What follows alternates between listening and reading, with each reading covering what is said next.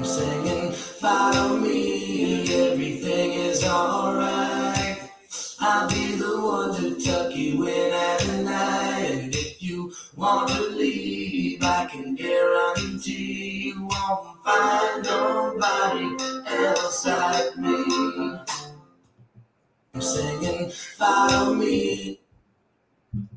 All right, welcome to Get on the Ark. I'm here with Sherrie Clark, but I'm going to start with just talking about getting on the Ark. Like, what is getting on the Ark? And, to me, it's, surrendering your life to Jesus as your Lord and Savior, and He is our Ark. And, so I wanted to have a platform where I could just start talking about Him. I was inspired in a dream. God woke me up and told me to get on the Ark. So, several things after that had happened, I'm like, okay, Lord, I guess I'm going to share testimonies and talk about you. And so what better place to do it than Facebook, Twitter, and YouTube?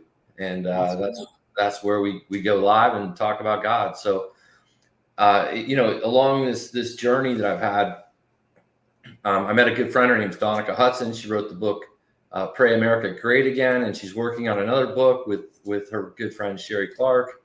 And she introduced me to Sherrie, and I'm about to get started on my second book. And, I've heard a little bit of Sherrie's story. And I'm like, wow, I would love to have you share this on the Ark. So, Sherrie, welcome to the show.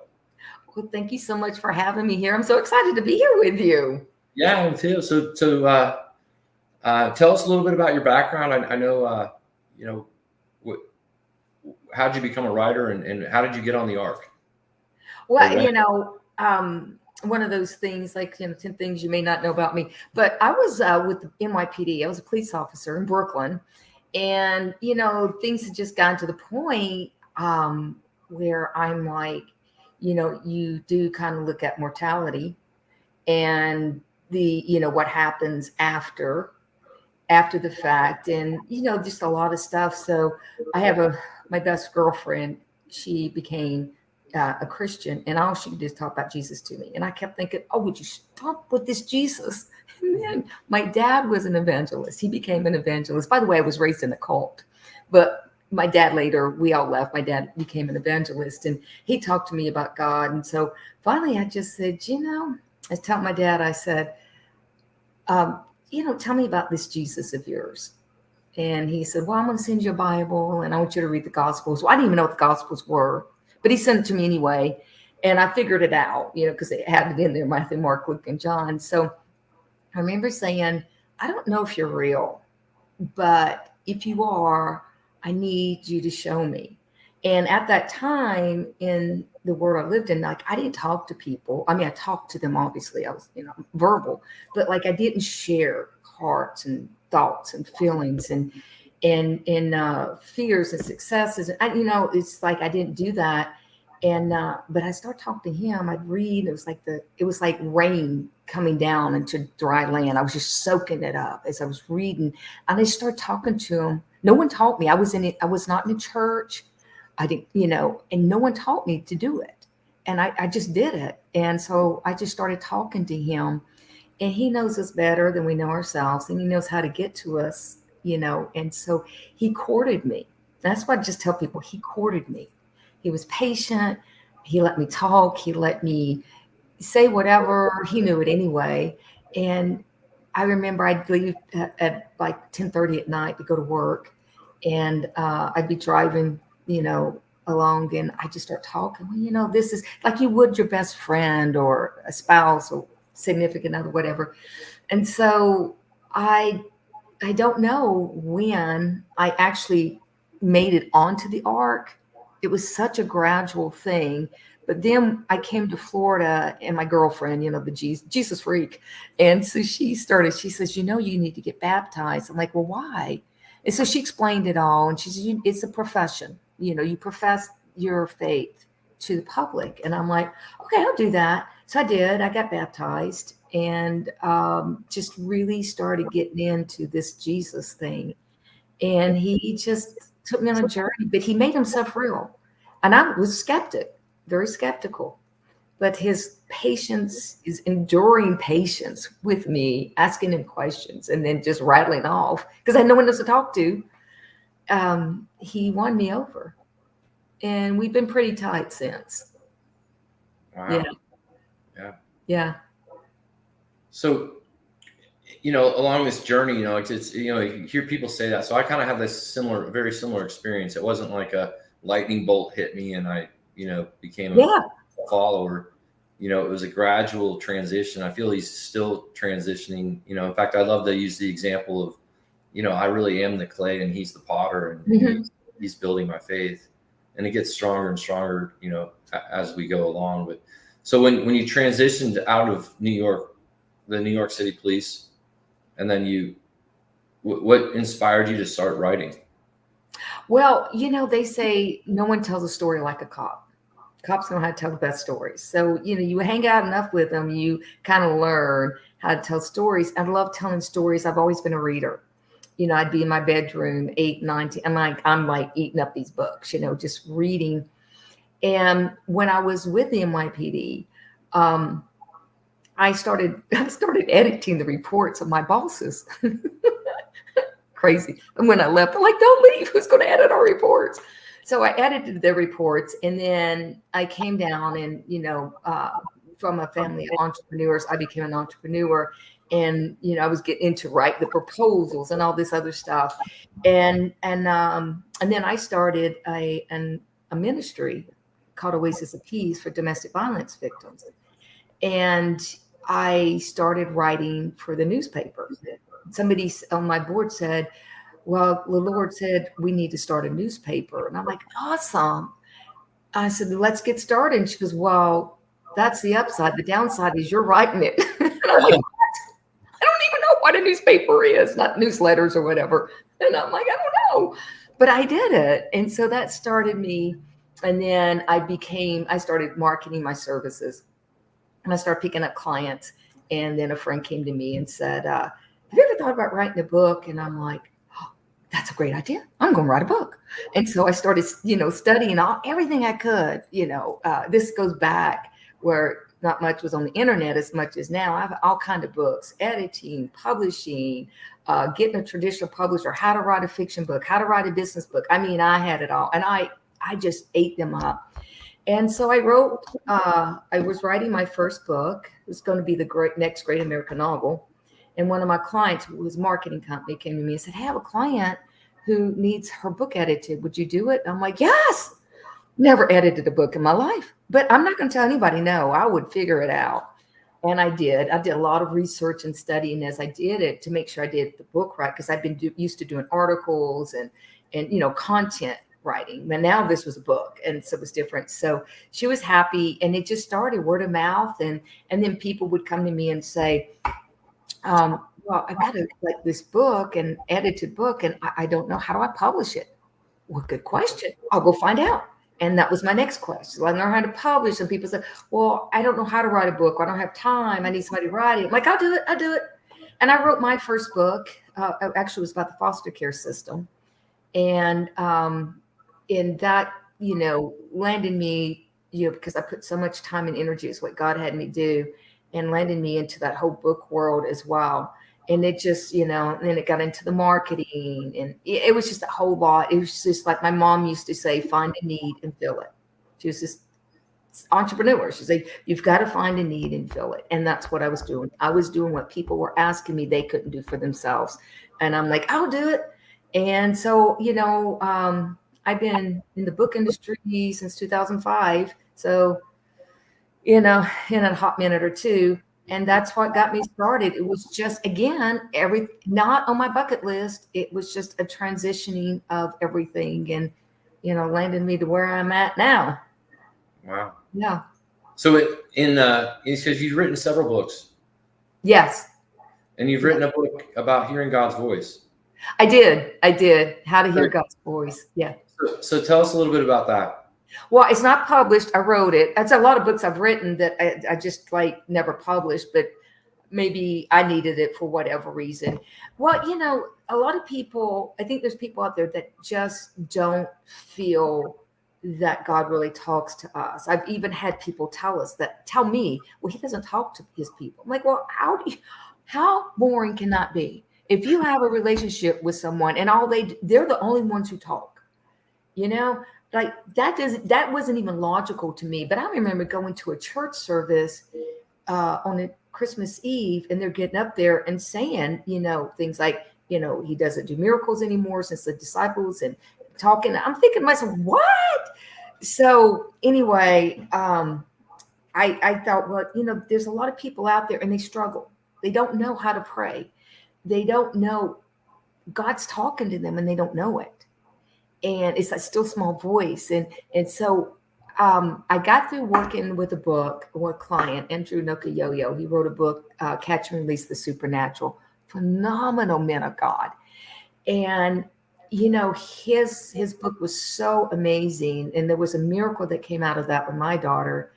But realizing that people, because I guess God is so big, it's hard to imagine that such a big God would talk to little old them. And that's all he wants. He wants that conversation. He wants that relationship. That's how you get intimate, is through that conversation. And it's not a one way. He wants to talk back. He wants to impart things onto you. And so it's just simple. And so that was the whole thing, is going through that whole process of like, how do you tune in? How do you listen to his voice? How can you hear it? And I keep saying, I believe he's probably been talking the whole time. You just got to know that, how to listen. So that's what it was. It was really to bring that out, that it's very simple. It's as simple as me talking to you right now. Right. Yeah. Well, so initially, when I was trying to hear God, sometimes I hear him through other people, and I'll hear him through, numerical signs that I'm given. And, I've only heard dreams. In dreams. Yeah. And I've only heard his audible voice a couple times, but most of it is just inspired inside me. I feel it like he's, just, makes me think about something or want to do something. Yeah. I tell people I don't know why, but he chooses to talk to me while I'm in front of the bathroom mirror, washing my face, brushing my, I don't know why, but that's where and all of a sudden I'll be thinking about something, and all of a sudden I'll get downloaded. And I'm like, wow, that's a great idea. Let's do it. And, because he knows I'm crazy enough to be that way. And so I'll go and I'll start writing it down, and I'll call, like my people, like my peeps that, work with me, or my friends. I'm like, you never believe what God just told me. And I'll be like, wow. And I'm like, I know, right? So I know when they're like these brilliant, creative ideas, I know they're not coming from me. I'm not even thinking of that kind of stuff. I don't even think of these stuff. That's why I know it can't be me, because it's not even my subconscious. And it just gets downloaded in these new ideas. And I'm like, wow. And, but that's me. I don't know why. Maybe he's got my attention at that time, or I have no idea. I mean, he'll talk to me sometimes in the shower if I'm like groveling, but that's the place. And, it's just the way we are. And again, he's a God who's a God of individuality, and he knows you better than you know yourself, and he knows how to reach you better than you know. And, there's just been times when it's not even him talking. I just know that it's like I feel his presence so much. Like I feel like I see him, which I don't. But I mean, it's, you just kind of get to that point. And, so it's a very simple on how to hear his voice. And it does not need to be complicated. It's like, it's not complicated to listen to you. I listen and you talk, and I listen, and that's really how it is with him. And he does he really wants to converse with us. Do you spend time daily? Is it just all day long, or is it a certain time of the day that you really get focused on them, or how's that? I like to get up and do my praise and worship.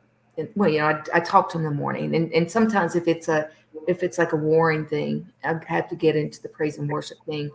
But I talk to him in the morning. But sometimes it's just in the most random times too. Brushing my teeth, washing my face, washing my hands, in front of the bathroom mirror, like the craziest spot. Yeah. It's just I should write a book, like, in front of the bathroom mirror. Yeah. I just thought about that. Yeah. And see, that's how you come up with book ideas, everybody. Just have a thought and run with it. But Yeah, in front of a bathroom mirror, and it's just been so many years. I've learned, you just learn his voice, and he says, my people, my children will know my voice, and you do, you know, it's like I would know your voice. You know, I don't care if your name came up on caller ID or whatever. If you said hello, I'm like, oh, hi, Darren, Yeah. because I know your voice. It's, you know, but to him, it's that very personal voice, and I know sometimes he looks down at me and he's like, rolls his eyes and probably says, okay, Sherrie, let's try this again. Yeah. Oh yeah. Yeah. Yeah. But I'm thankful he has a good sense of humor.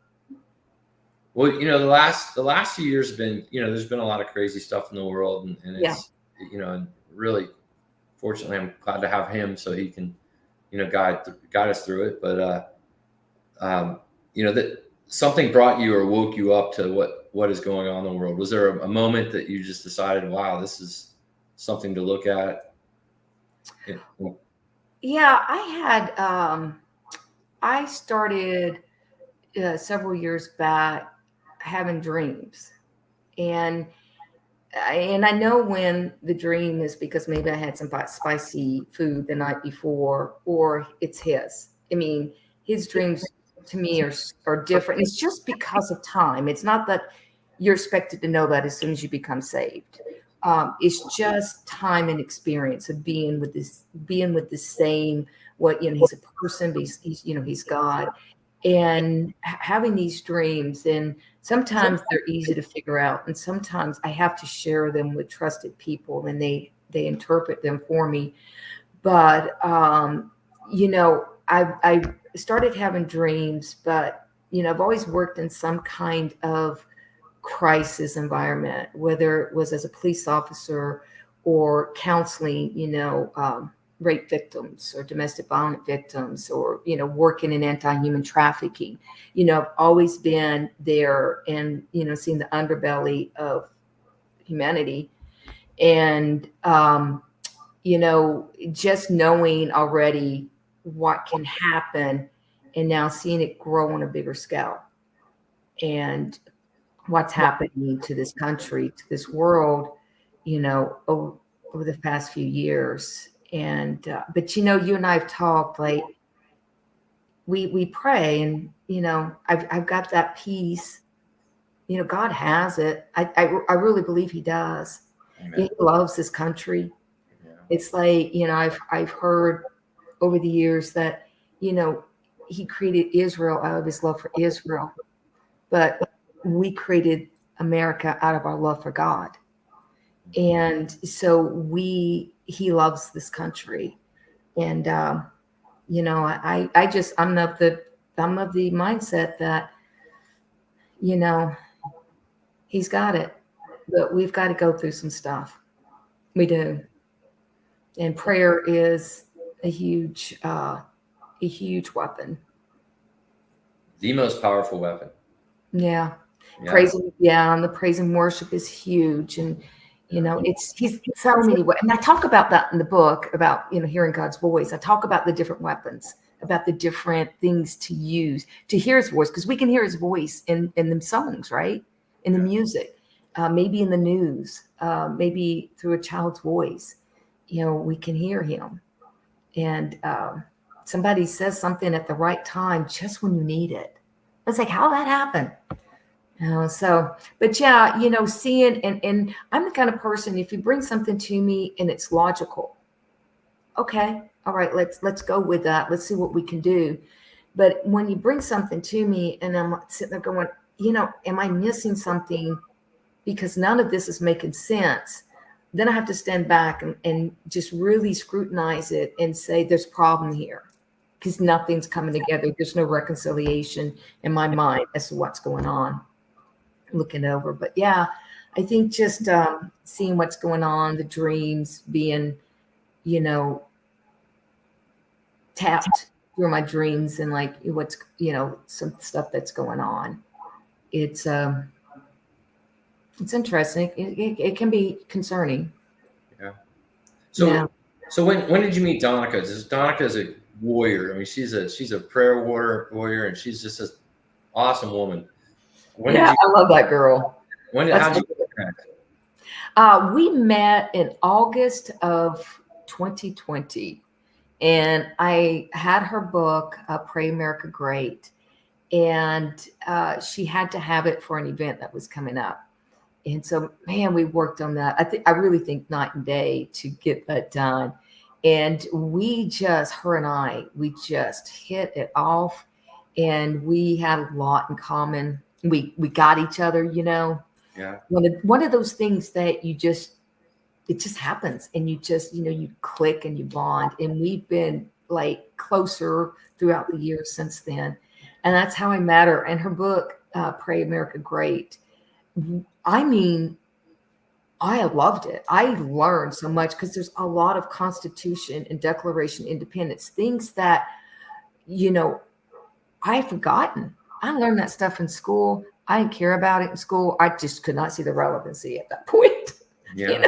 I had other plans at 16.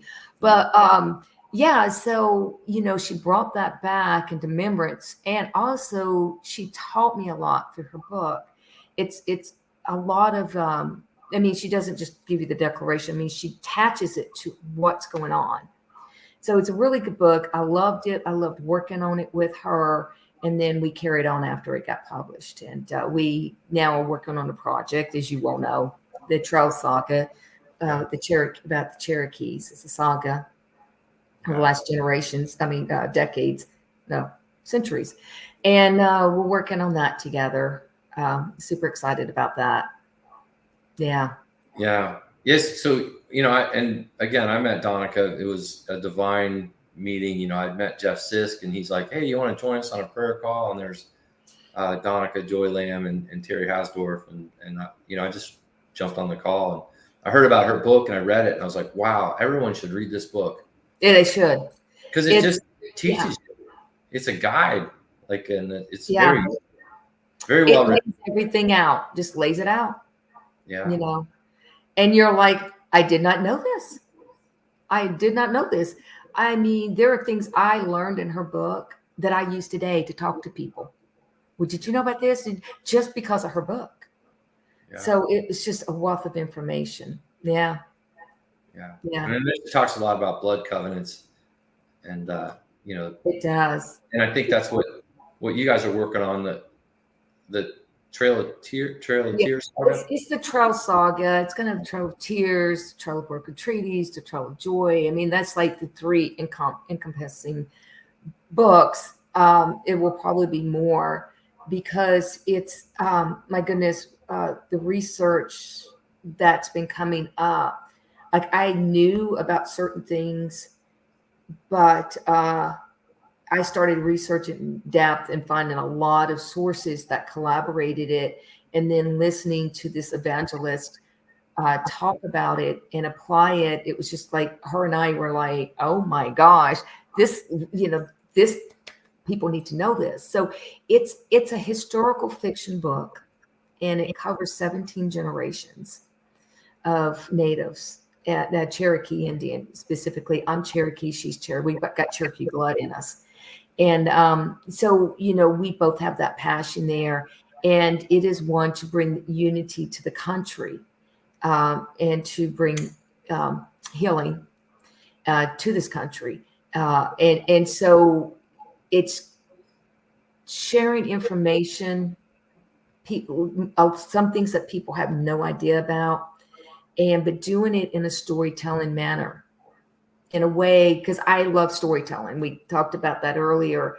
I could tell you facts, I can tell you statistics, and you'll walk out, maybe you remember this much. But if I tell you through a story where you can picture it, and you can see the characters in your eyes, and you can empathize, it resonates with everything with you. So storytelling to me is the most educational way to get information across, and that's what we're doing. Yeah. Well, it's when you talk about stories, and I think about the General Flynn movie, which you and I got to go see. Yeah, that was so much fun. And I've always been anti-news. I already knew the news was corrupt and not real, and so I just never really watched it. So I knew what happened to him was bad, but then watching the movie, the story, seeing the story I mean, it was life changing. Like it was profound. Like Wow. my heart was like, broken for his family and what they'd done and to him. And but anyway, what was your experience? How did you like that? And tell us about the movie premiere. Well, I loved it. I loved meeting him in person. He's like a regular guy, just nice and humble, and you would not know that this man was a national security advisor. I mean, and what he did in his life, and it was like wow. And then watching the movie, I got to tell you, there were parts I got angry, because of what was going on. I'm like, how can people do this? How do they do this? So, what also showed me with him is he was very resilient, but a man of integrity. He did things the right way, and he was above board, and he was transparent. But what it put his family through and him, oh my goodness. I don't know really many people who could have survived that. Right. Yeah. Yeah. Well, it's the number one selling movie on Amazon, has been for 2 or 3 weeks now, and I highly recommend it to anyone. It's a great. It makes I you. do too. Yeah. You'll learn a lot. People love learning history. It's part of history. It's like, And it's not just the message to me was just about what they did to him, but they're doing it to us, and to the American people. yeah. So. Yeah. I think that's probably, some of the things that people got upset about. Again, talking about he told the facts through his story. And because of that, I know people like, if this can happen to General Flynn, it could happen to anyone. And I think that was that's why his story resonated with so many people. And one man even described it as courageous. He went in there. He's not a politician. He wasn't a politician. He was just wanting to help the country because he loves his country. And I think that was probably, the fact he wasn't a politician and he didn't play those, he was just wanting to help this country. That was it. He didn't need it. He didn't need that job. He just didn't. He just did it out of love for country. So, I looked at him differently. I already liked him, but I looked at him like, wow, it was good. It was a good movie, and I would recommend it to anyone. Yeah. So if you just kind of look at your life and you think about the journey you've been on, which is an amazing journey. I mean, an incredible story, going deep in all the rabbit trails that you've gone down. But if you think about your life, I guess kind of pre-Jesus, and then once you accepted him and he led your life, did you notice a difference? Like, and if you did, like, how's it changed your life? Oh yeah. Yeah. Once him and I had finally got that relationship. I remember even being at work one day and somebody looking at me and saying, "You're different." And at the time I was like, I didn't know how to take that. I didn't ask like why. I just was like, what is that supposed to mean? But it hit me later that it wasn't me, it was really sin. But I think through that, I looked at people differently. Again, I came from that world of, cops and robbers and, good and bad. And there's still good and bad people there. But it made me look at them differently. And I think it just changed me in every way. And I'm trying to put my finger on it as to what exactly it was. But I had assurances, I think, that, he had my six. He had my back. That no matter what I went through, and I'll say that to him today, like, you got my back, right, God? You got my six. And he's told me that too. He's like, I got your six, you know, you're good. And knowing that I always have that net and that safety net allows me to jump off the cliff more. and now I got to think it through, and I got to pray about some things, because sometimes some cliffs are not what you're supposed to jump off on. But I think overall, I think it gives me confidence to live. And as long as what I'm doing is not illegal, immoral, unethical, or unbiblical, yeah, he gives me that confidence. And that, and love is such a powerful, underrated word, knowing that the creator of this universe loves me. And he's mindful of me.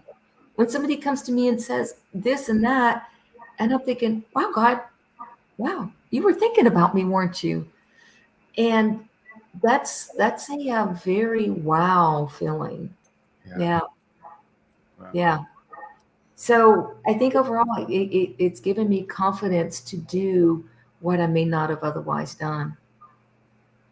Yeah.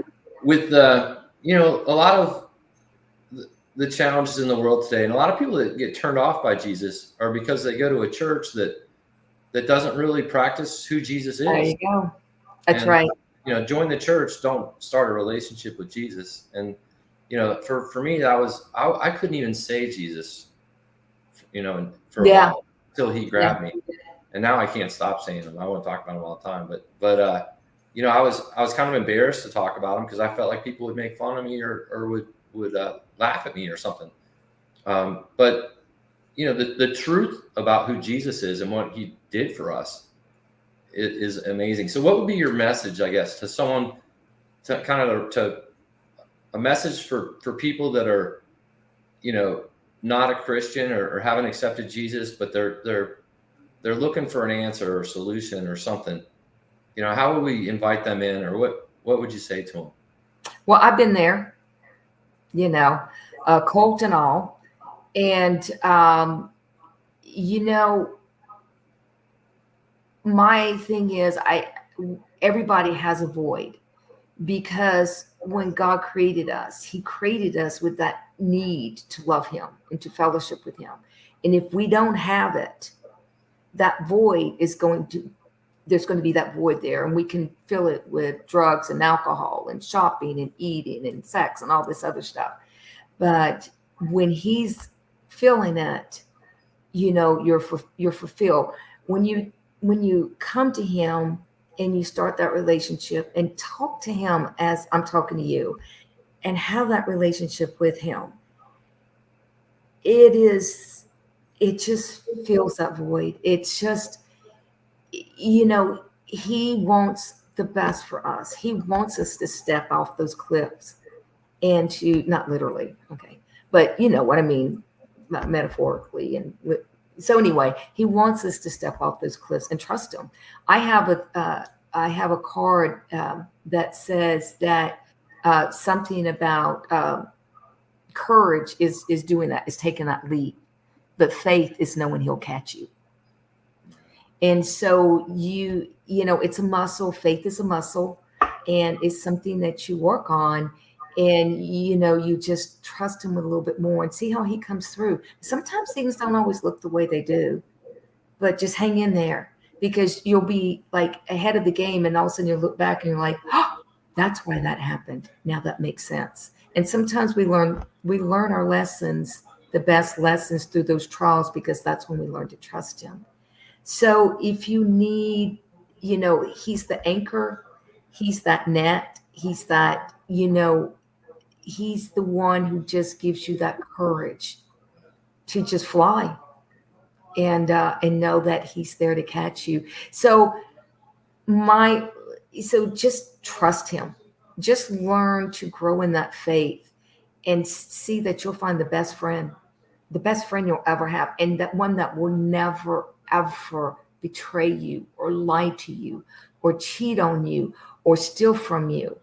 He is only going to give you more. And like I said, coming from the world of non-believers, And coming to that realization, I know what it meant to me, and that friendship when I needed a friend. Now, the most, he was there, and he was so patient with me.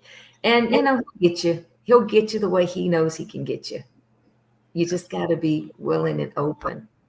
But I would tell you that life with him is more real than the life here on earth.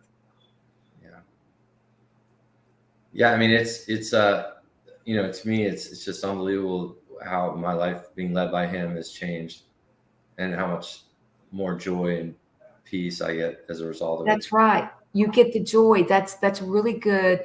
When you have him in your life, the things that bring you joy is weird. It's like I was telling you the other day, something was going on. And whereas before I'd be like, and I just, for no reason, this overwhelming peace. Like I even then I didn't know how it was going to turn out. I didn't know the direction of anything.